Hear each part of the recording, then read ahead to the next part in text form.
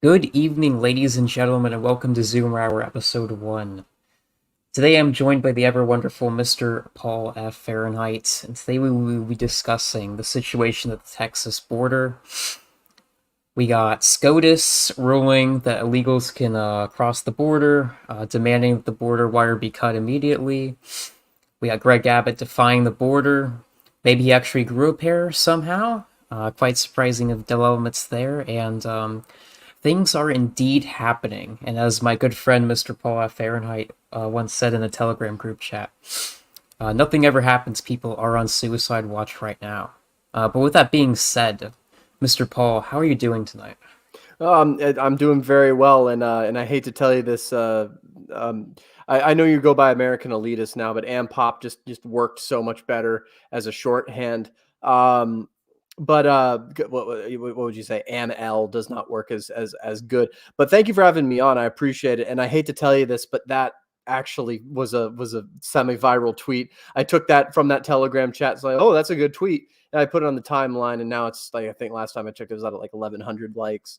You know, past couple of days, I've had some like algorithm hits, and it's every time I tweet about Texas. Texas is, I think Elon Musk is boosting anything about Texas on the timeline behind the scenes, because I think he's it's something that like Greg Abbott seems to be, Greg Abbott taking control of the situation, because I think I don't know if SpaceX is headquartered in Austin now. I know one of his companies does a lot of stuff in Texas, but I don't know. I don't know. I mean, it's it. He's been boosting it, and I think all my tweets about it have been boosted with it as well. Yeah, it's definitely really high up in the algorithm, and Texas has been like a trending topic, along with civil war and border security, along with treason, have been trending for like a couple of days now, actually. I think since last, I'm gonna say yesterday at noon, they've been trending, as far as I can tell. So that's most likely true. Um, but regarding to how we got to here, a couple of days ago, Greg Abbott starting putting up razor wire along the Rio Grande Valley, especially, and I think it's Eagle Pass is the area of contention right now with these migrant caravans. So what he started to do was put up more barrier wire, and he also started to put up some shipping containers to curtail the illegals who were just coming in, pouring in by the millions upon millions upon millions.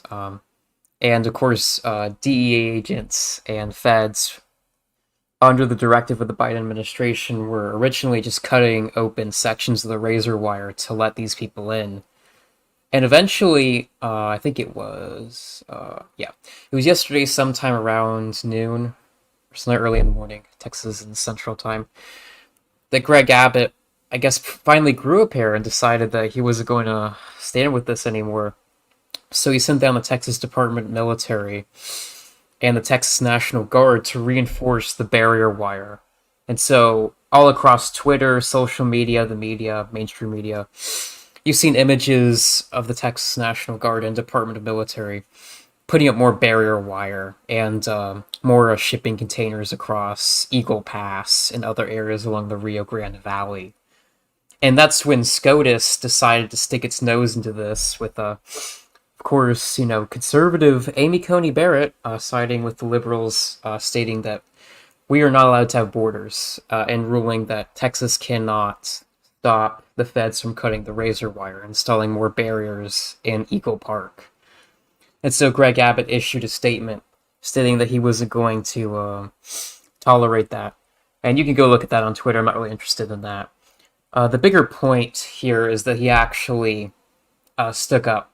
He actually became a man. I guess he got up out of the wheelchair for the first time in 20 years. Oh, well, was it?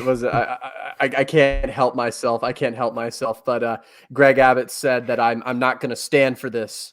All right, and so He decided to stand uh, up. Yeah. yeah, no. He said that he wasn't going to stand for it. The joke is being that he is in fact a cripple. But the key about that document, I know there's some other stuff that you were probably going to get into, but I don't want to brush over that document too much real quick.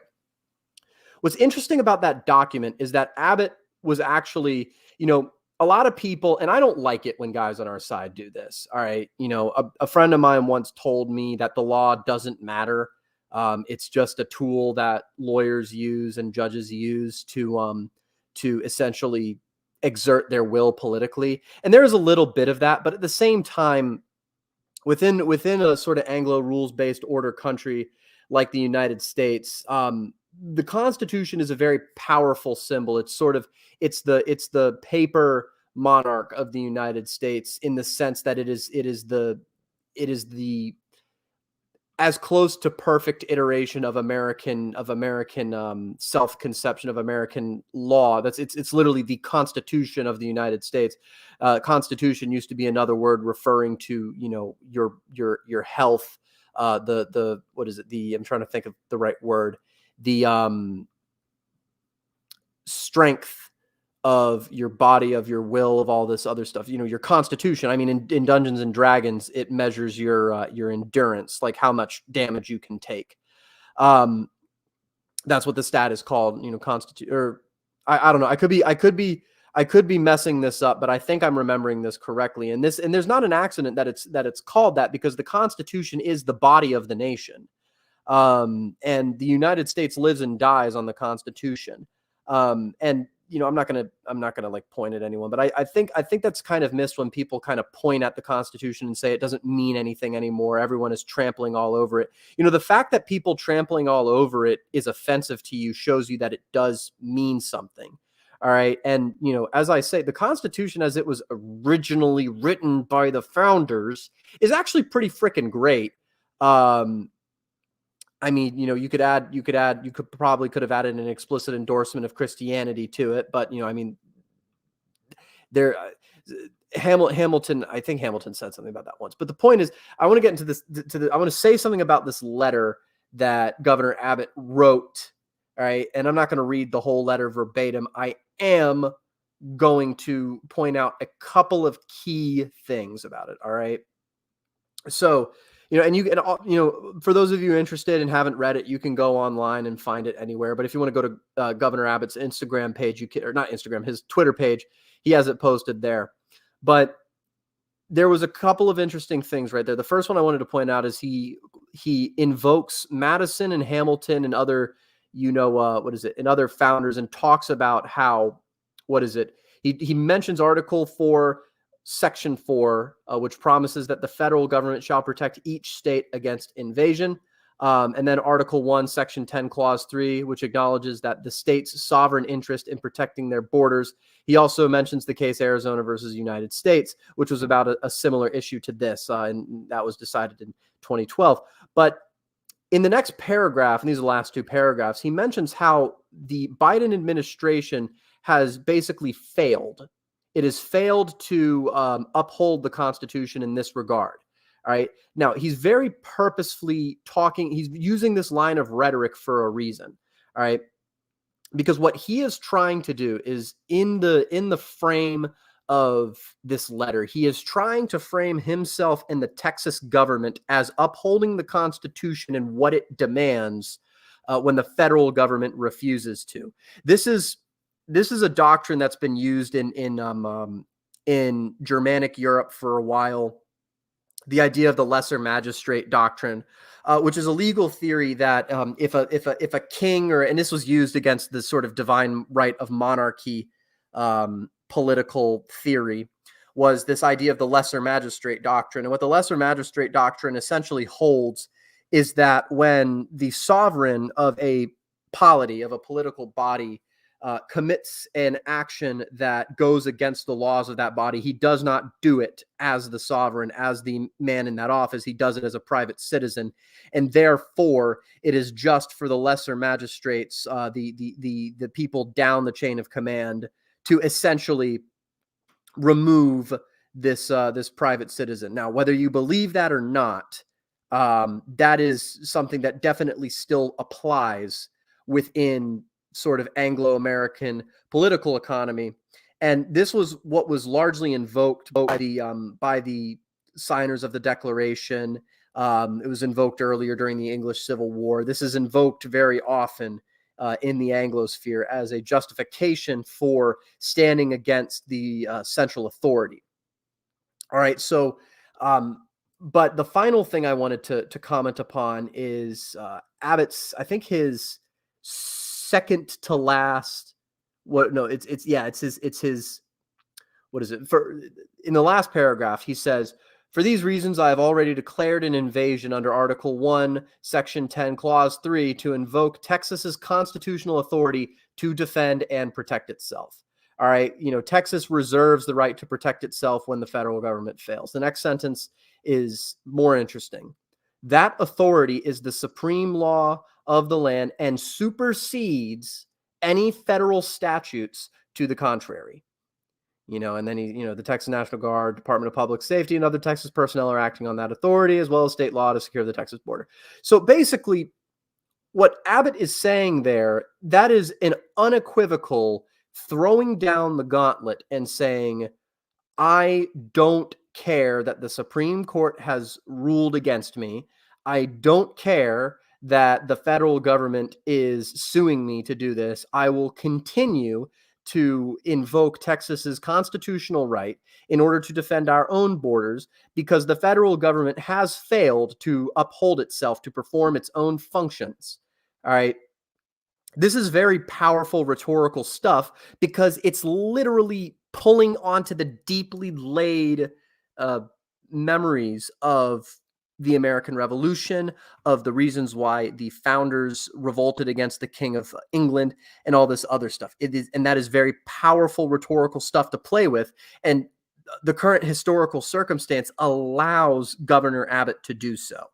So that's what I wanted to draw attention to. You can go, like I said, you can go read the whole letter if you want, but that's what I wanted to point out about this letter that Governor Abbott wrote today. And I think that's a very good observation about the letter. And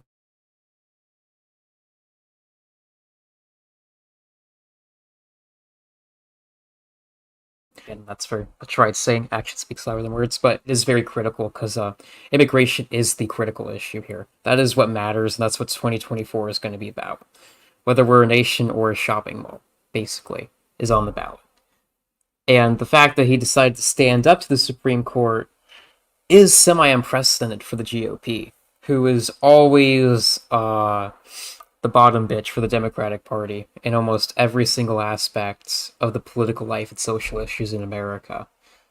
So the fact they're even standing up for white Americans at all is impressive to any degree, and it's very critical if we're to do something, or at least buy us more time to come up with more good ideas to solve the fundamental problems of America and what comes after, and how we can fix some of these more existential and deep issues that we're facing currently in society.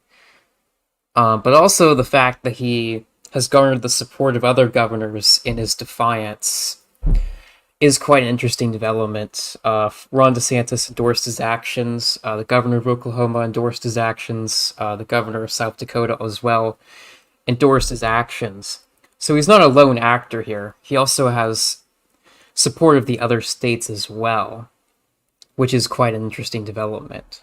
Well, and this is what I'm talking about. I'm gonna the theme of this. I'm gonna keep hitting on lesser magistrate, but this is kind of, this is the tradition that's being drawn upon right now.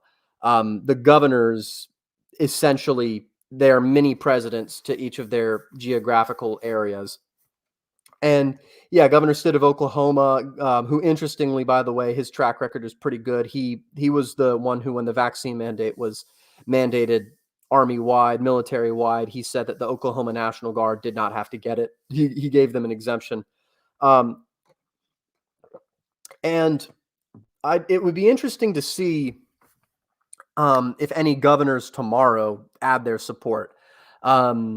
Oklahoma, I mean, DeSantis was, of course, going to throw in with this, but, yes, Oklahoma, South Dakota, Florida, all throwing in. These are all politically aligned states to Texas.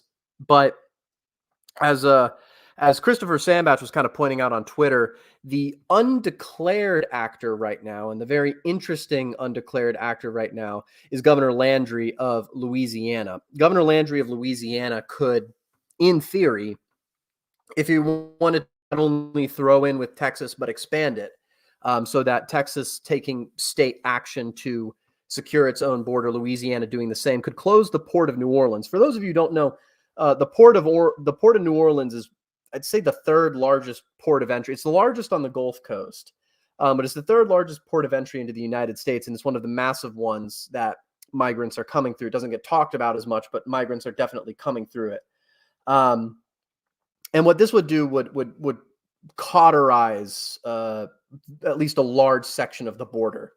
All right. Now, that aside, I mean, even if a bunch of governors all throw support in with Abbott and everyone's mind, and interrupt me if you'd like, Pop, but I think you were going to probably mention this, but everyone's mind is immediately going to, constitutional crisis, secession, civil war. Is this it? Are we going to have a states' rights issue? All right, and I will be the first one to admit the idea of states' rights hasn't been this emphasized, this publicly held, this legally decided, honestly, since the mid 19th century. It's really interesting to see, because the federal government is also, it probably hasn't been as weak as it has been since the 19th century. Now, I want all of you, everyone listening, to get it out of your head that the United States is going to collapse. The United States is not going to collapse. All right. And if it does collapse, then there's nothing you can really do about it, but it's not going to collapse. All right. The United States is going to limp on, whatever that is. But what is currently happening right now is certain political actors are trying to fundamentally change the United States. All right. And there's a lot of reasons. There's a lot of reasons why this is going on, why this is happening. All right. But the primary one is these political opponents of ours are trying to completely alter the fabric of the United States. Right? And they start by attacking the Constitution, by attacking other things, because what the Constitution is the repository of the centrality of Anglo-Saxon political, legal traditions within the United States, which the United States is built upon. And they are trying to fundamentally change the nature of the United States from an Anglo-Saxon Christian nation.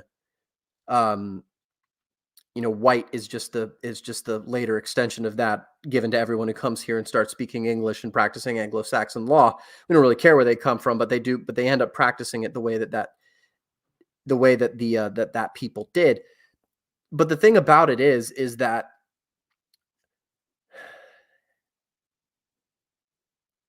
sorry, I hit a wall. My train of thought hit a wall.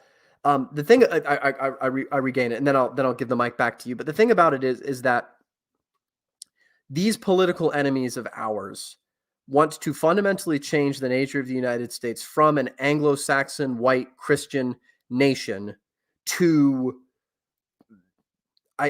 something resembling like we call it gay race communism for a reason, right? This is the exact same thing that the Bolsheviks in Russia wanted to do. It's kind of old hat to call them Marxists, but these are the people we are going against. They are people who want to completely and totally change the United States, completely deracinate it, and make it into this, glob, like the whole, we homogenized, through miscegenation country. And the people who are pushing this, the NGO network, the funding, the leftist ideologues, the cowardly political, but really it's not pure practicality that's pushing this. It's not. They are really idealistic in the sense that they think, when I say they, I mean our political enemies, the people who are, pushing this, they legitimately think that this is the best thing to do. And that is why they're pushing it, and you can find the precursors in the Rockefeller Republicans and the World Improvers and all this other stuff. But this has been going on for a very long time, and I'm not going to completely recapitulate this whole thing, but we can't forget why this migrant, and it's not even even to call it a migrant crisis is a misnomer. These people are funded to come here. They have $3,000 in cash on them. They have phones. All right, they are able to just put cash down. They don't speak any English. They are being funded. They are being brought here and funded to come into this country, to be dispersed in the interior, and to essentially, it's been said before that they're being deployed as a bioweapon. Yes, they are. They're being deployed as a bioweapon to essentially exterminate or otherwise cow and terrorize the native population of this country, which are European Christian Americans, in order to replace them with something else so that this vision, whatever this vision trying to be implemented is furthered. All right. I know that was a very long sort of thing, but that was a lot to get out, but it's all interconnected. No, and that's why the border is like so critical. It is the number one issue. It is the issue. It's existential, and like we can't like fool around with this. We can't forget nations have disappeared across the map by being demographically replaced permanently forever. And that could happen. That could happen here. Let's not forget the lessons of Rhodesia and South Africa for how bad things could get. Now, I don't think even in the most black pill fantasies we're going to get that far. However, you should always have that mindset in the back of your mind, because that's what they want to do to you. That's where they want you to be. Absolutely helpless, cold minority who can be essentially exterminated at any point without any power to resist them in any meaningful way. And that's the goal of these people, and that's why the endless hordes of brown people coming in is the issue. However, it is optimistic that people are even talking about it and having discussions about it in a meaningful way, which you would never hear about this in 2012 or anything. So we are making progress in the right direction. I don't want to make it seem like everything's hopeless, black pill, doom pill type fantasy rhetoric here. We are moving in the right direction. Slowly but surely we're moving in the right direction. However, demographics are forever. I'll bring up this example. Poland was under communist rule for 80 years, right? And it was extremely harsh, and they destroyed a lot of Poland's institutions and oppressed them, right? And that's terrible. However, they didn't demographically replace the Poles with the Russians.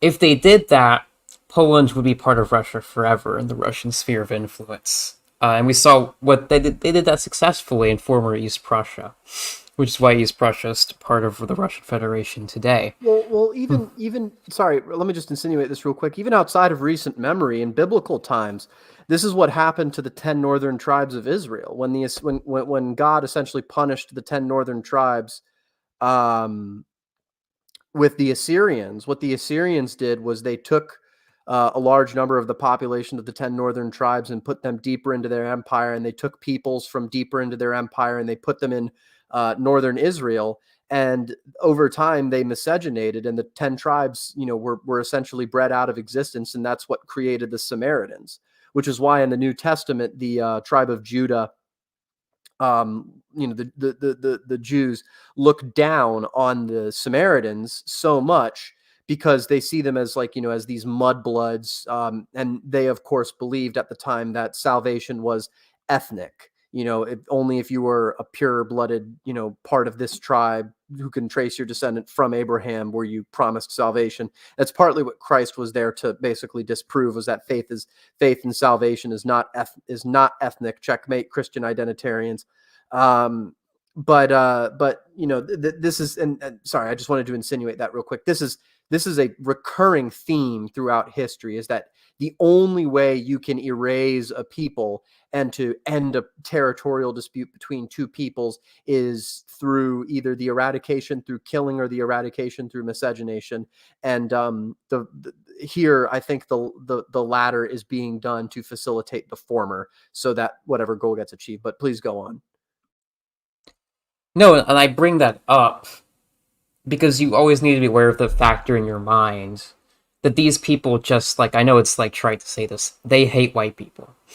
And they make that very clear every single day through all of their actions. Through all these, I think there was a story a couple of days ago of one of these new arrivals who just murdered a woman's daughter. And the DEA was trying to get him up on lighter charges as well. So on top of this, the invasion and total trounce of your sovereignty as a nation and people. It's total anarcho-tyranny too with these bioweapons. You're terrorized, and if you try to defend yourself, if you make that mistake, they're going to make an example out of you through their progressive justice system, as they've always done, and they're going to put you in prison or jail, or worse. And that's what's going to happen to you. And all those issues flow to this original issue of immigration. But I hate even using that term, because like it's not even immigration; it's an organized, coordinated invasion. And you can go look this up anywhere. All these NGOs, government organizations, they all go back to the same source and the same people, who I'm not going to say on YouTube, funding all of these caravans who are coming up through Central America every like couple weeks now. It seems like there's a new one that just comes up, organized out of nowhere. That doesn't just happen. There's coordination and an agenda behind that, and that's why this is such a critical fight. This is the fight. If you lose the nation, where else are you going to run to? I hate all these people who are like, well, we're just going to like flee to Europe. That's the goal. It's this cowardice mindset, right? Where no one wants to actually defend or fight or anything. So we're going to have this fallback mechanism where we just retreat to Eastern Europe. And I don't know if you've seen these people who have that mindset of retreatism, that we can just retreat. However, if you endlessly retreat and you give up the strong position that your ancestors and family have fought for to maintain, you're going to become a diaspora and probably die out as a people. So that doesn't work either. That's why this issue is like insanely critical, I think. And any defiance against the edicts of this regime is inspiring. It's extremely optimistic after like a series of endless defeats for us, I would say. Even if Abbott is not our guy. However, if he does things that are based, I will give him props for that. I don't know if you had anything you wanted to add to that, Paul. Well, I mean, no, nothing really to add to that. I mean, the thing is it's like this, the only thing I just wanted to do was just ensure that I reminded everyone what the stakes are here, because, I'm an ethnic American. All right. I have no place that I can go that isn't really the United States.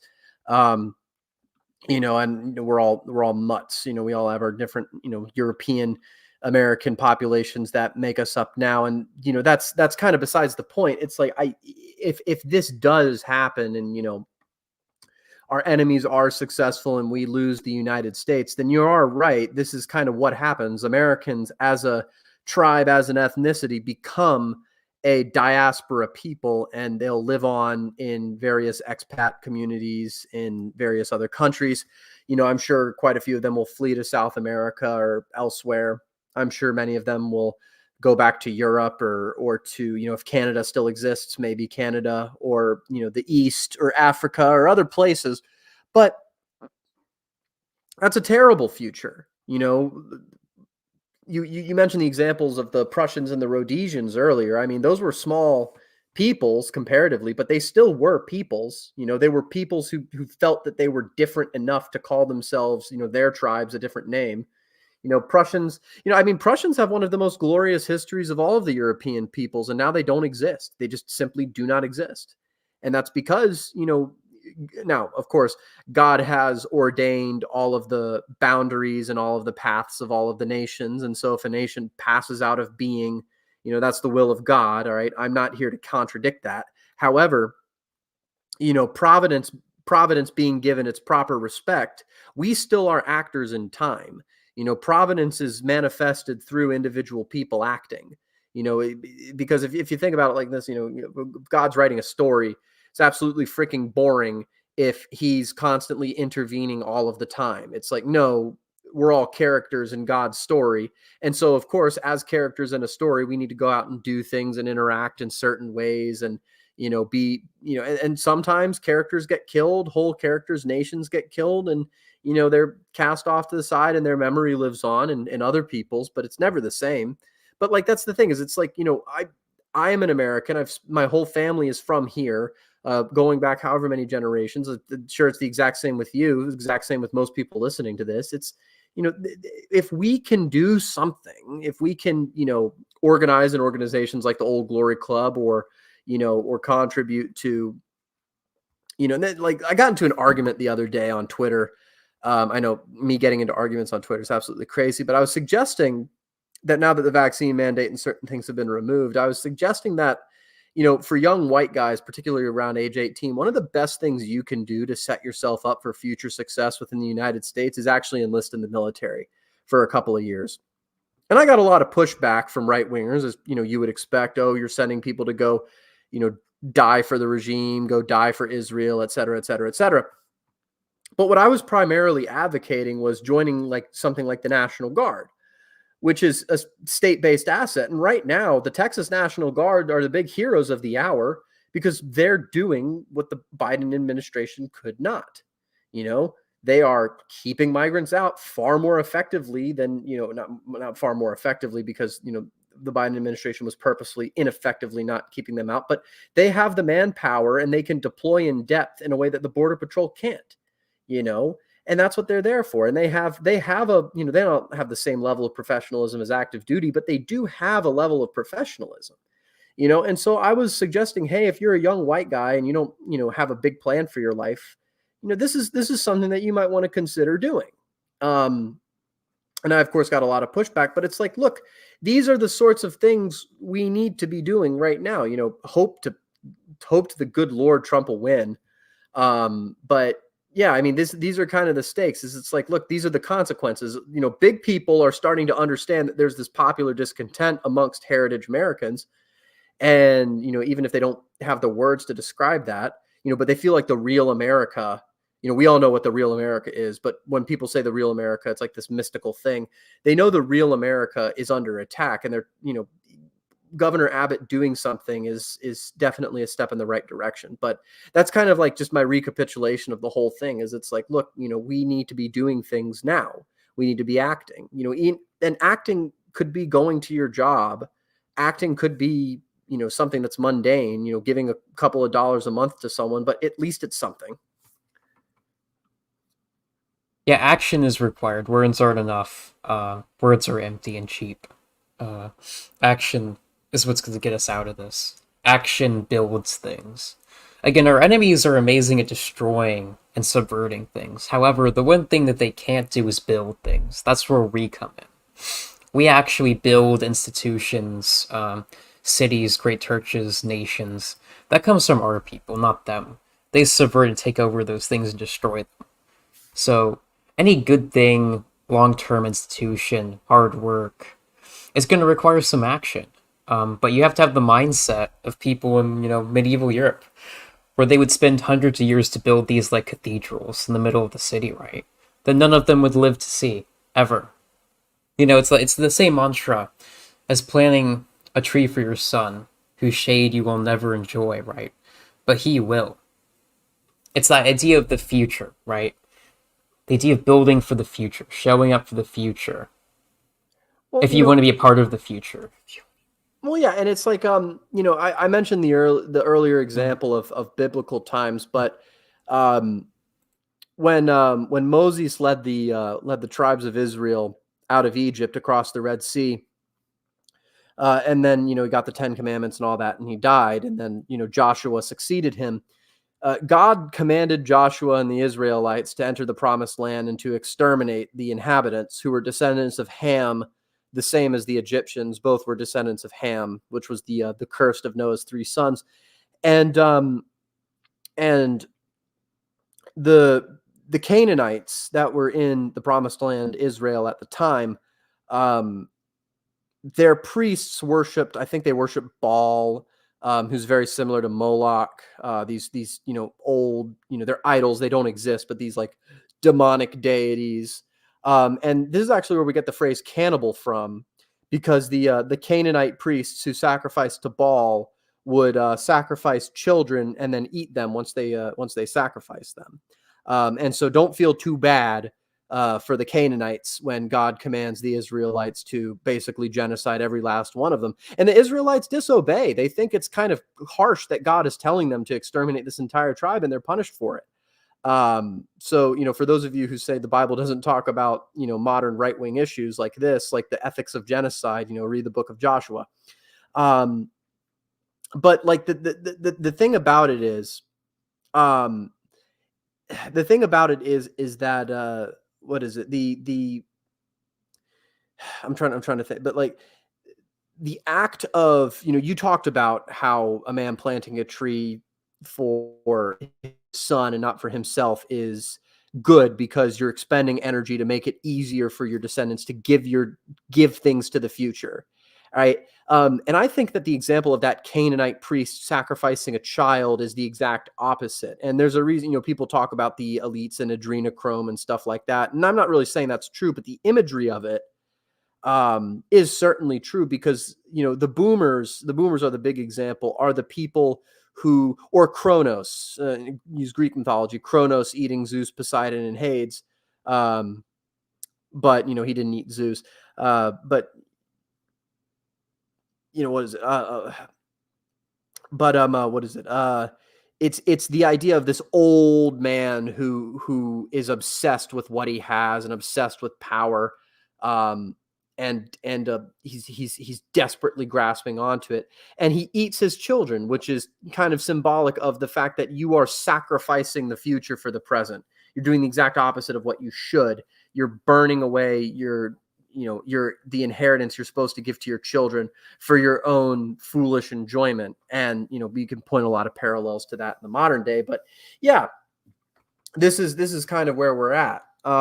And unfortunately, it's a situation that's only getting worse because it's an inheritance that's only getting more tarnished over time because of old sclerotics with these outdated 20th century ideologies, who want to make like globalism. The thing about globalism that you all need to understand is that globalism is an outdated 20th century ideology. This is the thing. It's like what is it like? And Javier Milei said this in a speech recently, but I really do think it is true. Socialism, fascism, communism, Nazism, etc. They all lead to the same thing: is that they are all, the logical conclusion for all of them is global domination. Is we need to rule the entire world under whatever this thing is or whatever that thing is and all that other stuff. The thing is that doesn't mean there's anything wrong with ruling the world, but what it means is there's only one thing that should rule the world, and that's Christianity. There's only one thing which should conquer the entire globe, and that's Christianity. And an ideology is a very poor and terrible, the 20th century is the most atheistic century in human history. And ideologies are, of course, these very terrible replacements for these, for the imperialist religion that is Christianity, and so I don't know. I mean, and the globalists are just kind of like this holdover, and they're wreaking massive damage on the last significant holdout of Christianity on the planet, being the United States, because that's where Satan is currently directing his attack.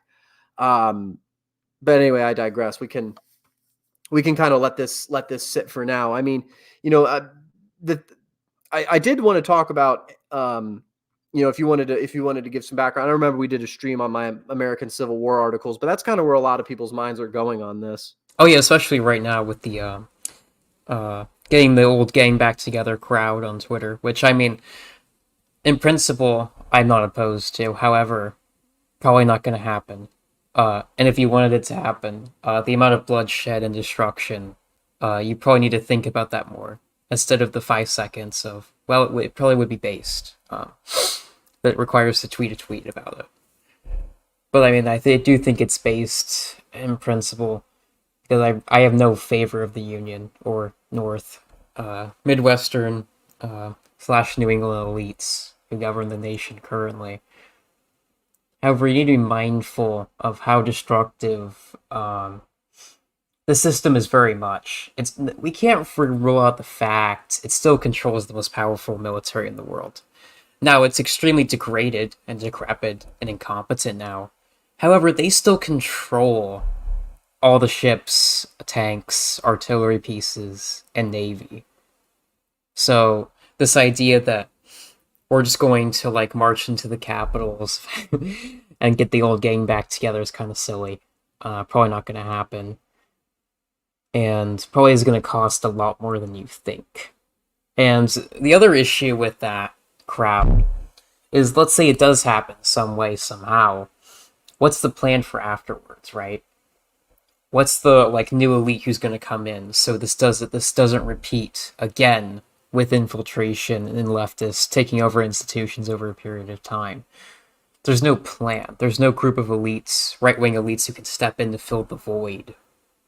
That's what we're lacking currently. Now I do see disaffected elites on the sidelines right now who are gathering against the system. You call that liberal hegemony or whatever you want to call it. However, they're not loud enough, and there isn't enough of them right now to openly oppose the people in charge of the regime currently. And that's our biggest problem. Because as we all know, elites decide everything, pretty much. Well, I Not the mean, plebs. the thing about it is it's like, you know, with the whole Civil War discourse. I mean, you know, this is way too. I don't want to say it's way too soon, but it's still too soon. All right, if something like that were to pop off, it's too soon. All right, it would not end well for Texas or whoever. You know, now Texas is extremely important, and it would cause a massive disruption, not just nationwide but worldwide. However, you know, I remind everyone we live in a world very similar to late Bronze Age, not late Bronze Age. Yeah, late Bronze Age, prior to the Bronze Age. Yeah, late Bronze Age Egypt. You know, where the Mediterranean was extremely, you know, it was their equivalent of a globalist system. It was centered on this massive land power that had the supermajority of farmland, which was Egypt. Egypt was kind of equivalent to the United States at the time, geopolitically. And the whole system relied on Egypt, but there was kind of this extremely complex interdependent system of Mediterranean trade. You know, the Hittites produced iron. The, you know, Phoenicians were the kind of merchant caste of the whole thing, although there were merchants of all peoples. But they produced dye. There were colonies out further west in the Mediterranean, and in the south of France, there were, of course, you know, tin mines in Cornwall. And there was even, you know, the theory was suggested that this even extended over into what we call the New World, with the sort of Michigan copper theory of where the people in the Bronze Age got the copper. But similar to that era, this era is extremely similar to that era, just on a far greater scale. Whenever you have a complex interdependent system, minor issues that would normally take down less complicated systems with less redundancies, such as a single county monarchy, or a nation state, a sovereign nation state. These are these less sophisticated, less complicated ways of organizing themselves as compared to, and they're complex interdependent systems in their own right, but they're not at the scale that the sort of NATO, UN, global world is. And the problem with this complex interdependent system that we have is that any minor thing, you know, back to the Egypt example, the whole Mediterranean system could withstand a plague, withstand a bad harvest, withstand a revolt, withstand incompetent elites actively destroying their own nations through, you know, malice and laziness. It could withstand even a foreign invasion. All right. However, the system cannot withstand everything at once. All right. The system cannot withstand everything at once. Now, there are very bad general conditions. There is currently a foreign invasion happening there, you know, but, you know, I think we're still producing food just fine. I still think we're, you know, manufacturing things just fine. Maybe it'll start degrading as time goes on, but, you know, most stores are still stocked, which is, now prices are going up a little bit, but for the most part, there isn't like this massive supply shortage. And I recommend everyone, by the way, if you don't have like a couple of months of food, now don't go crazy, but, you know, if you don't have a couple of months of food and some purified water or way to do that in your house, I would highly recommend you find a way to secure that. I mean, unless you live in like an urban center, then you'll probably be fine. But if you live in the suburbs or a rural area, then, you know, your supply is going to be probably cut a little bit. But I digress. if Texas were to secede over this, and like let's say Oklahoma and a couple of other states threw in with Texas, you have a complex interdependent system waiting to kind of put that down. And I don't think it's weak enough to fail. I don't think it's weak enough to fail, even though Texas it is impossible to overstate how much of a cornerstone to this whole global American project Texas is. It is impossible to overstate that. But I think even if a cornerstone like Texas were to cross the Rubicon on this, I don't think it would go well for them. They don't have the manpower, they don't have the resources, they don't have the technology available to the state to even achieve local superiority in Texas. The Texas Air Guard probably doesn't stand a chance against both the U.S. Air Force and the U.S. Navy Air Wing. So local air superiority would immediately be established, which means that any ground operations conducted by the Texas National Guard would be it just wouldn't work. It wouldn't work very well at all. And there's federal infrastructure in Texas and all this other stuff. So the point is that this is not it. This is not an 1860 moment. I don't think that this is where your head should be at. And Mystery Grove wrote a really good article earlier today. I think all of you should read it. I think he's still on Twitter as I last checked, but he put it on his Substack Conundrum Cluster talking about this issue. And he's basically saying, look, the best thing for everyone here, but especially us, is for this to not escalate further, is for it to just kind of, for the feds to either win their court case eventually and remove the wire. And he said, that's probably what's going to happen. But, he suggests what Texas should do is they should let the feds do it, but remove all support. Don't give the feds any accommodation. Don't give the feds any support from Texas state personnel. Just, totally let the feds do it. They're on their own. They have to pay for their own hotels. They have to do all this other stuff. And it's minor stuff like that, and that makes the feds look pathetic. It makes the feds look pathetic and just stupid, because they're going to be the only ones out. Like, you've got the picture on the screen right now. They're going to be the only ones out there on that border taking down that barbed wire. And, it's going to look humiliating on cameras. Like, I'm sure Greg Abbott sends some reporters, take photos of these lone agents, and probably like a swarm of migrants behind the fence that they're cutting down. And it would be like one of those, famous pictures that rocks the world. But yes, no, do not, for if anyone's mind is, and I understand I wrote the American Civil War articles, but, and once again, we are closer to that scenario in those articles now than when I wrote those articles, but we're not there yet. I don't even know if this is like the nullification crisis, because South Carolina had men under arms ready to secede in 1830. How well it would have gone for them is another point, but South Carolina was ready to go in 1830. So I don't even think, like, people are comparing it to the nullification crisis. I don't even think it's that. But it is very interesting that states' rights in this context, and even a sort of quasi-nullification, that's the doctrine Abbott is invoking. The Supreme Court has made this decision, but I'm choosing to nullify it because it does not, it does not suit the best interests of Texas. So I know there's a lot, but no, I think it's very interesting to see where it goes with that. However, it's still a win-win for us, even if we lose the battle here, because it forces them, as you said, the Fed to go up to the border alone to cut the wire to let the horde in. Again, the regime loses credibility, and it kind of forces them to show the true face when they use force and other means to remove Texas military to welcome in the foreigners. It shows it's the normies, the people, that these people are your enemies, in fact. They're the enemy. Clear and open day.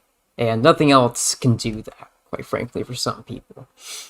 As just that clarifying statement that, in fact, yes, they are willing to arrest you or kill you to let in foreigners. That's more important to these people.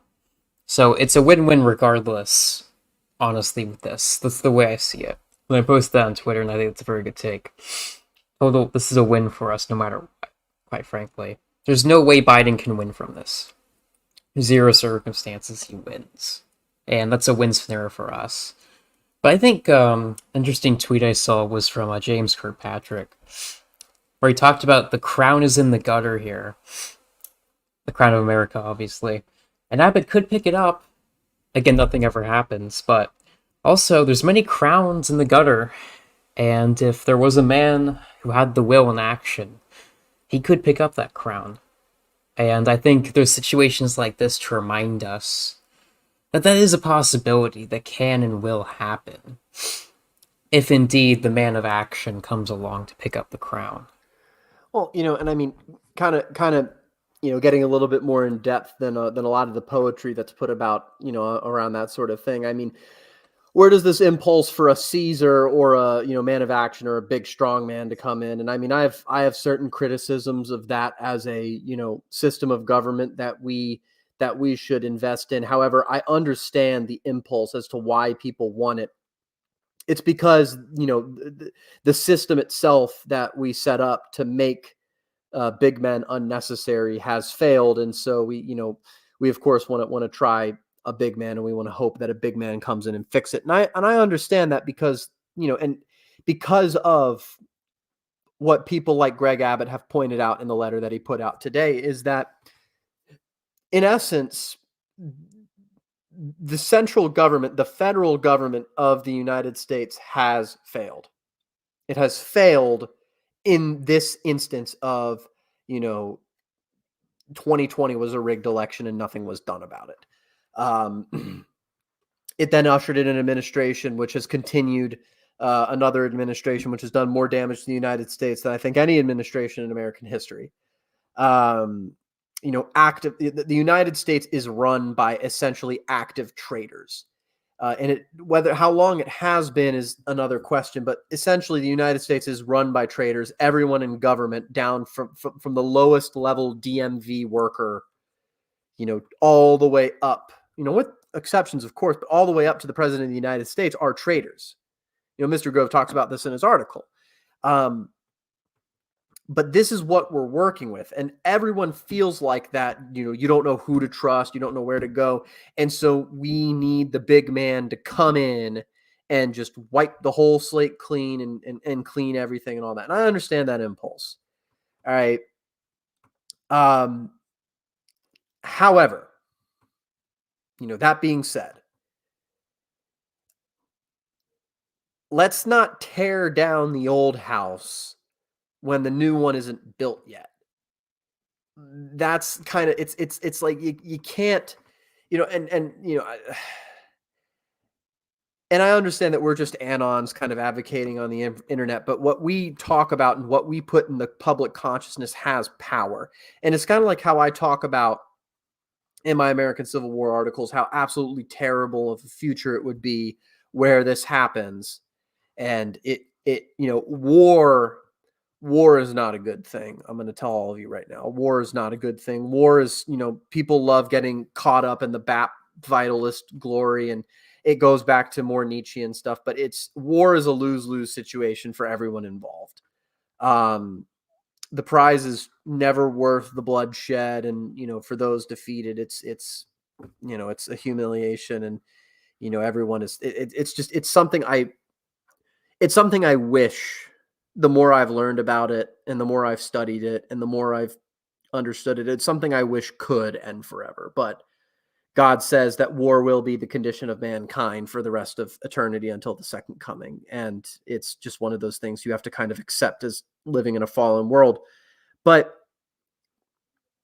I think it's much more prudent, and I think it's much more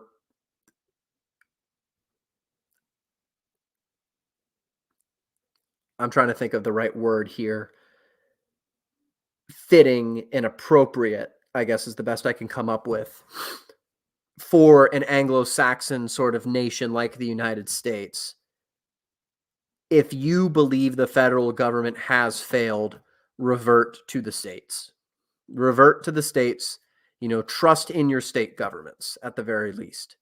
Greg Abbott has shown that sometimes that trust is not misplaced. Although, Texas is kind of unique in that it's one of the only state governments in the United States which has a state bureaucracy which could govern the state without the assistance of the feds, has independent sources of revenue, has domestic industries located within the state, has a deep water port, but also an agricultural industry, serves as a consumer marketplace for surrounding raw resource producing states.